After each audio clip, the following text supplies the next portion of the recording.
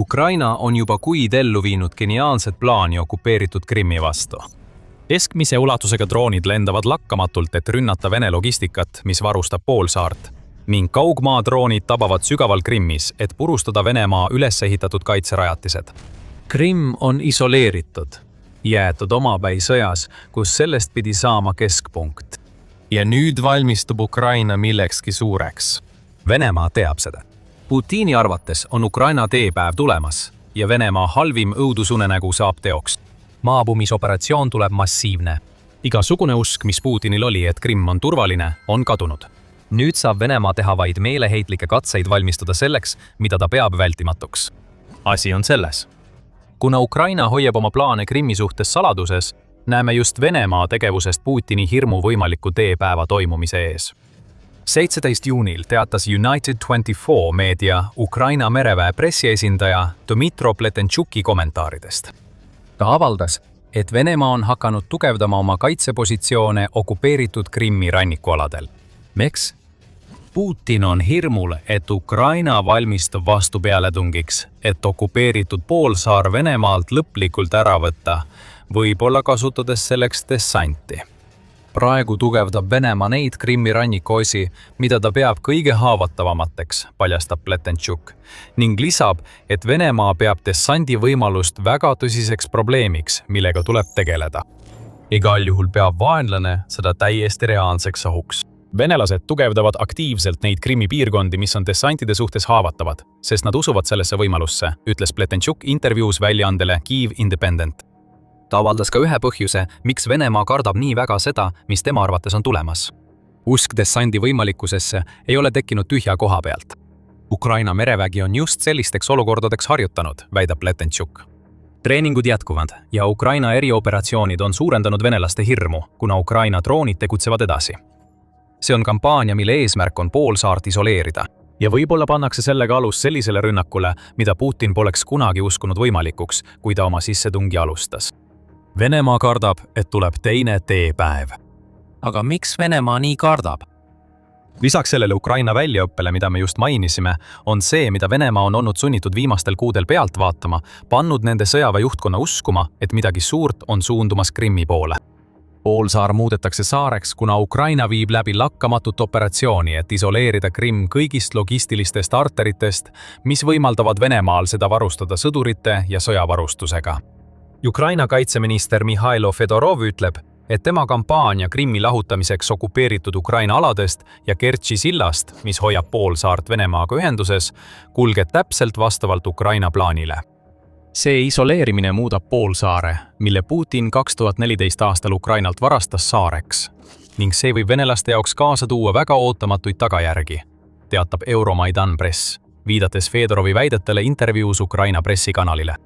Kuigi Ukraina kaitseministri sõnad võivad tunduda ebamäärased, on see siiski hoiatus Venemaale. Kas see hoiatus tähendab, et ees ootab dessantoperatsioon? Raske on öelda, kuid kindel on see, et Ukraina loob praegu eeldusi, mis võiksid sellise dessandi võimalikuks teha. Viimastel nädalatel on Ukraina uue põlvkonna keskmaa ründedroonid põhjustanud kaost Krimmi toetavas logistilises võrgustikus. Beterov paljastab, et Ukraina kaitseministeerium valmistas seda isoleerimiskampaaniat ette, tellides 2026 aasta esimese 4 kuu jooksul 300% rohkem keskmaa ründedroone kui kogu 2025 aasta jooksul. Kuid Ukraina president Volodymyr Zelenski ütleb, et see arv on isegi suurem. Tema väitel on kasv olnud 500%. Olgu kuidas on, mais ja juunis on see tohutu keskmaa ründedroonide arvu kasv Krimmi vastu vilja kandnud. Alates mai lõpust on Ukraina muutnud võtmetähtsusega maantee RR280, mis ühendab Venemaad, Lõuna-Ukrainat ja Krimmi täielikuks põrgumaastikuks. Liiklus sellel teel on pärast nende rünnakute algust vähenenud 71% võrra, väidab Ukraina mehitamata süsteemide vägede ülem Robert Provdi. Kuna RR280 muutub Venemaa jaoks järk-järgult kasutuks, on Ukraina hakanud ründama sildu üle kogu okupeeritud territooriumite, mis viivad poolsaarele. 9. juuni rünnak põhjustas selle silla kaudu liikluse täieliku seiskumise, sundides ümbersuunamisi alternatiivsetele marsruutidele, mis kulgevad läbi Armjanski ja Perakopi. Mitmed rünnakud on registreeritud sillal, mis ühendab Hanitšeskit ja Arabati maasääre, samuti Hersonis, nagu ka rünnakud Armjanskis, mille eesmärk oli katkestada üks alternatiivsetest marsruutidest, mida Venemaa üritas luua. Üks selline rünnak, mis viidi läbi enne 11. juunit, võimaldas Ukrainal hävitada 50 varustustransporti ja kütuseveokit, mida Venemaa üritas saata läbi Armjanski Krimmi. ja see ongi asja mõte. Kõigi nende teede sulgemine takistab kütuse, toidu, varustuse ja sõdurite jõudmist Krimmi. Mitte miski sellest pole juhuslik. See kõik on osa äärmiselt hästi koordineeritud kampaaniast, mille eesmärk on lõigata Krimm ära kõigist territooriumitest, mis võimaldavad Venemaal poolsaarel oma kohalolekut säilitada. Nagu United24 meedia teatel, on Ukraina löögid põhjustanud pidevaid häireid Venemaa Krimmi varustusliinides kampaanias, mis näib olevat loodud poolsaart okupeerivate venelaste näljutamiseks. Aga mis siis, kui selles on midagi enamat? Mis siis, kui Ukraina ei püüa mitte ainult isoleerida, vaid valmistub dessandiks, just nagu Venemaa kardab? See seletaks kaitsemeetmeid, kuid endiselt jääb raskeks küsimuseks, kuidas Ukraina suudaks midagi sellist ellu viia. Varsti uurime lähemalt Pletentšuki kommentaare ja seda, mida Ukraina võib olla plaaninud. Aga enne kui jätkame, tuletame meelde, et vaatate saadet The Military Show. Kui see video teile meeldib, siis ärge unustage tellida meie kanalit, et näha rohkem meie sisu. Niisiis, meredessant. Mis juhtuks, kui Ukraina prooviks korraldada omaenda teepäeva Krimmis? Oleme varem näinud vaid väikseid vihjeid selle kohta, mida Ukraina võib plaanida. 2023 aasta augustis viisid Ukraina väed Krimmi poolsaarel läbi operatsiooni, mida nad nimetasid erioperatsiooniks. Selles operatsioonis osales Ukraina sõjaväeluure, mis viis Krimmi väikese üksuse, kasutades veesõidukeid, mis randusid Mjaki ja Olenivka asulate lähedal. Operatsiooni käigus sattusid Ukraina sõdurid lahingusse, põhjustades vähemalt 30 Vene sõduri kaotuse ja kahjustades 4 Vene kiirkaatrit enne, kui operatiivtöötajad poolsaaret lahkusid. Tol ajal oli operatsioon märkimisväärne, sest see näitas, et Ukraina on võimeline sõdureid Krimmi maale tooma. Aga nüüd võib see olla eeskujuks. See oli siiski väga väike operatsioon. See näitab meile, et Ukraina suudab pimeduse varjus Krimmi sõdureid sisse viia, tekitada kaotusi ja seejärel lahkuda. Plaan on järk-järgult saata sõdureid sisse imbuma, siis võib see olla toimiv strateegia. Kuid Krimmis paiknevad Vene väed tõenäoliselt hävitaksid sellised rühmad, kui nad liiga kauaks kohale jäävad. Krimmi poolsaar on umbes 26 500 ruutkilomeetrit, mis on üsna suur ala katmiseks. See on rohkem kui 5,5 korda suurem kui 4700 ruutkilomeetrit Ukrainast, mille BBC andmetel Venemaa 2025 aastal Ukrainalt ära võttis, näiteks. Samuti on raske kindlaks teha, kui palju sõdureid Venemaa on Krimmi paigutanud, kuna viimased hinnangud pärinevad ajast enne, kui Putin oma sissetungi alustas. 2020 aasta juulis teatas UKR Inform, et Venemaal oli poolsaarel 32 500 sõdurit, kellest 11 500 moodustasid maaväe. See arv võib nüüd olla suurem või, arvestades Krimmi rolli logistilise sõlmpunktina, mis suunab vägesid okupeeritud Ukrainasse, võib see olla isegi väiksem. Sellegipoolest on see palju sõdureid, kellega väikestel merelt saabuvatel rühmadel tuleb silmitsi seista. Krimmi täielikuks vabastamiseks Venemaa käest oleks vaja suuremat dessanti. See kõik ei tähenda, et Ukraina ei kasutaks väikeseid erioperatsioonide gruppe, nagu me nägime 2023 aastal. Selliseid gruppe võiks paigutada Krimmi rannikule, et hävitada kaitserajatisi ja luua kindlustusi suuremate üksuste ettevalmistamiseks. Aga nad ei suudaks Krimmi üksinda vabastada. Ja Pletentšuk märgib seda ka ise. Ta ütleb, et igasugune teepäeva sarnane dessant Krimmis tuleks läbi viia palju suurema ja keerukama pealetungi osana, mis tõenäoliselt keskendub ka lõuna okupeeritud alade vabastamisele, mis on ühenduses Krimmiga. Me oleme juba mitu korda teepäeva maininud. Seda sellepärast, et Pletentšuk tõi ise selle otsese võrdluse välja, kui ta rääkis dessandist Krimmis. Võib-olla võiksime vaadata teepäeva poole, et saada aimu, mida Ukraina peaks tegema, et selline dessant võimalikuks muuta. Täpsemalt toob Pletentšuk välja Omaha ranna tormijooksu ja kasutab seda näiteks selle kohta, milliste kaitserajatistega Ukraina silmitsi seisaks. Ukraina peaks maandumiseks läbima vees ja rannikul olevad miinid, samuti maapealsed kaitserajatised, mis on mõeldud sõdurite aedlustamiseks, nagu okastraat ja kaevikud. Kuulipilduja pesad ja punkrid tulistaksid samuti Ukraina sõdurite pihta kogu aeg. Lisaks tähendab see, et kui Ukraina ründab merelt, siis neil pole tõenäoliselt eriti õhutõrjet, mis võimaldab Venemaa vägedel tuua kohale õhutoetust. Jäädes oma randa juurde, ütleb Rahvuslik Teise maailmasõja muuseum, et D-päeva dessandis osales umbes 160 000 liitlasvägede sõdurit ning omal randus 34 000 ameeriklast. Kogu operatsioon maksis liitlastele üle 10 300 kaotuse. Neist 2400 said kannatada Omaa rannal. Aga siin on üks tõesti oluline detail. liitlased kasutasid D-päeva dessandil 7000 alust, sealhulgas umbes 4000 dessantlaeva ning lisaks toetas neid 12 000 lennukit. Kui Krimmi tormijooks peaks välja nägema midagi sellist, siis on Ukrainal probleem. Ukrainal pole peaaegu üldse mereväge, millest rääkida. Global Firepower, mis hindab 145 maailma sõjaväge, kasutades spetsiaalset indeksit, mis arvestab kõike alates tööjõust kuni olemasolevate varadeni, ütleb seda. Ukraina merevägi koosneb 169 laevast, millest enamik on patrull-laevad. Sama allikas ütleb, et Ukrainal on 347 õhuvahendit. Seega, D-päeval nähtud õhutoetuse taset Ukrainal ei oleks, kui ta alustaks dessantoperatsiooni okupeeritud Krimmi vastu. Nii et see mõte on välistatud, eks? Mitte tingimata. 2026 on 1944. aastast kaugel. Ja see tähendab, et Ukrainal on võimalusi oma dessantkatseid läbi viia hoopis teistsugusel viisil kui see, mida nägime Omaha rannal.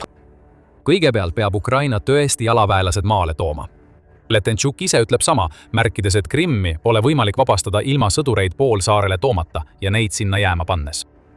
Siiski, D-päeva puhul oli tegemist suurima dessandiga ajaloos, mis tähendab, et palju enamat kui ainult Omaha rand oli kaasatud. Liitlased tormasid 5 erinevale rannale, püüdes luua ühendust mere ja Prantsusmaa sisemaa vahel. Ukrainal ei ole vaja seda teha ning nad püüavad tagasi vallutada poolsaart, mis on Prantsusmaast palju väiksem. See töötab Ukraina kasuks. Kui vanemad raportid Venemaa umbes 32 000 kuni 32 500 sõduri kohta Krimmis peavad paika, on see veel üks eelis Ukrainale. See tähendab, et Ukraina ei pea pühendama nii suurt väge, nagu oli vaja D-päeval.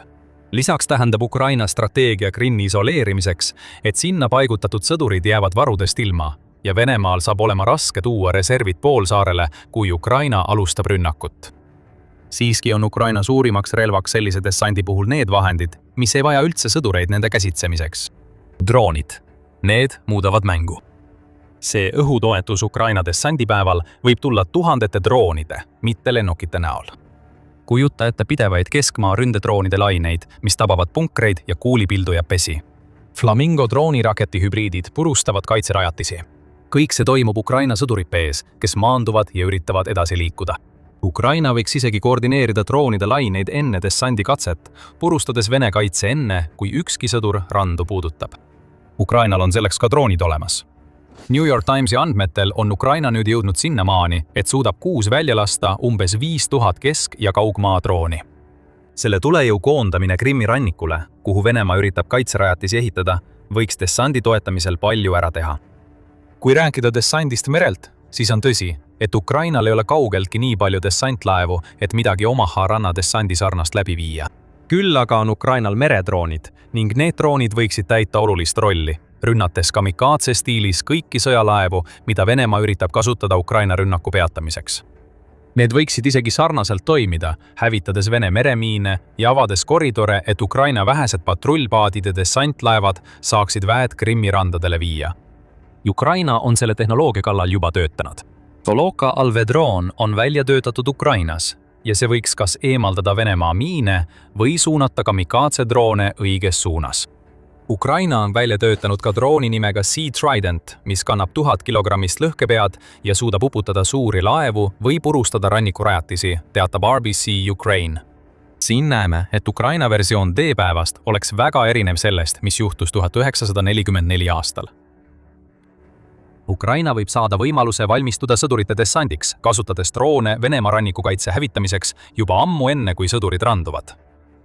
Loomulikult ei saa droonid kogu tööd ära teha. Aga mida rohkem nad hävitavad, eriti kui Krimm on isoleeritud, seda nõrgem on Vene kaitse dessandi vastu, mida ei saa läbi viia samas ulatuses nagu Omaha rannal. Võib-olla piisab droonide kasutamisest ja sellistest väiksematest dessantidest, nagu nägime 2023 aastal, et Ukraina saaks luua sügavamale Krimmi ulatuv koridor. Tõsi, see on küllaltki optimistlik vaade sellele, kuidas Ukraina võiks Krimmi vastu dessandi korraldada. See on operatsioon, mis on täis väljakutseid ja mida ei saa eirata. Rand märgib, et Krimmil on umbes 750 kilomeetrit rannajoont, mida Venemaa saab kindlustada. Kuigi see pikk rannik annab Ukrainale palju võimalusi sõdurite lahingusse toomiseks, on seda siiski raske katta, kuna Ukrainal on piiratud juurdepääs dessantlaevadele ja õhuvõimule. Tõenäoliselt üritaks Ukraina kombineerida dessantrünnakut maismaa pealse rünnakuga, kuid ka see lähenemine on väga riskantne. Brand märgib, et Krimm on ühendatud Ukraina mandriosaga vaid kitsast, mõne kilomeetri laiust maasilda pidi, mis on tõenäoliselt Venemaa poolt väga hästi kindlustatud.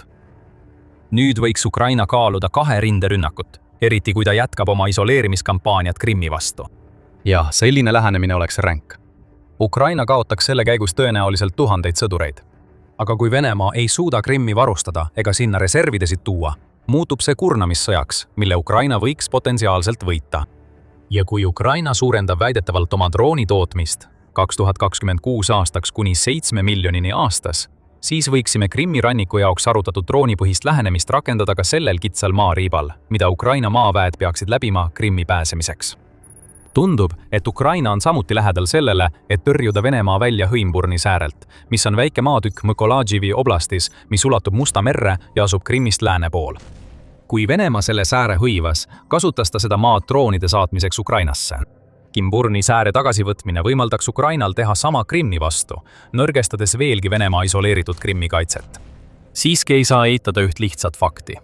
Amfiibrünnak või kombineeritud amfiib- ja maapealne rünnak Krimmi vastu asetab tuhanded Ukraina sõdurid Venemaa tulejoonele.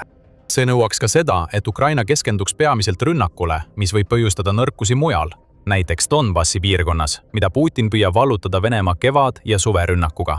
Me ei ütle, et Krimmi tagasivõtmine viisil, mille puhul Venemaa kardab, et Ukraina võib seda teha, oleks võimalik. See ei pruugi lihtsalt olla mõistlik, eriti kui Ukrainal on võimalik järgida teistsugust strateegiat. See isoleerimiskampaania, mis võiks valmistada ette dessandi, võiks selle asemel toimida Krimmi blokaadina. Ukraina on Musta mere laevastikku juba nii tugevalt rünnanud, et see on sunnitud oma Krimmi baasist taanduma ning rünnakud logistilistele arteritele katkestavad kütuse ja varustuse, nii et poolsaarel on juba tekkinud mõlema puudus. Ukraina on juba muutnud Krimmi saareks, nagu Fjodorov väidab, ja see on saar, mida ümbritseb sõda. Võib-olla on parim strateegia jätkata seda, mida praegu tehakse. Rünnata Krimmi ja ümbritsevaid piirkondi kaugelt, eesmärgiga muuta elu poolsaarel Vene okupantide jaoks nii põrgulikuks, et nad tahavad lahkuda. Taganemisele sundimine võib olla parim meetod, mis Ukrainal on, ja see on midagi, mida Ukraina selgelt silmas peab. Peab olema põhjus, miks Ukraina pole hävitanud Krimmi Venemaaga ühendavat Kertši silda, ja tõenäoliselt on see selleks, et Vene sõduritel ja tsiviilisikutel oleks Krimmist põgenemiseks väljapääs olemas. Ükskõik millist lähenemist Ukraina ka ei valiks, Venemaa on selgelt mures. Venemaa ei tugevdaks oma rannikukaitset, kui ta ei arvaks, et dessant on vähemalt võimalik. Kuid Ukraina jaoks kaasneb sellise dessandiga alati risk, ükskõik kui palju droonid seda riski ka ei vähendaks. Võib-olla ongi mõistlik Venemaad lihtsalt ära oodata, hoida Krimm isoleerituna, muuta poolsaare hoidmine võimatuks ja siis korraldada dessant, mis ei meenuta teepäeva, vaid pigem võiduka sõjaväe saabumist, võtma seda, mida ta on juba võitnud. Ainult aeg näitab, mida Ukraina järgmisena teeb. Praegu hoiab Ukraina Venemaad rõõmuga Krimmis, teadmatuses ja paanikas. Hõimburni säär võib olla võtmetähtsusega Krimmi tagasivõtmisel. Mainisime varem, et Vene väed taanduvad sellest maatükist ning uurisime teises videos põhjalikumalt, mis seal toimub ja miks. Taganemine on kaootiline. Võimalikud tagajärjed on tohutud. Saad mõlemast ja paljust muust teada, kui vaatad meie kajastust. Kui sulle see video meeldis, vajuta telli, et saada iga päev oma annus The Military Show'd ja meie analüüse. Ja nagu alati, aitäh vaatamast!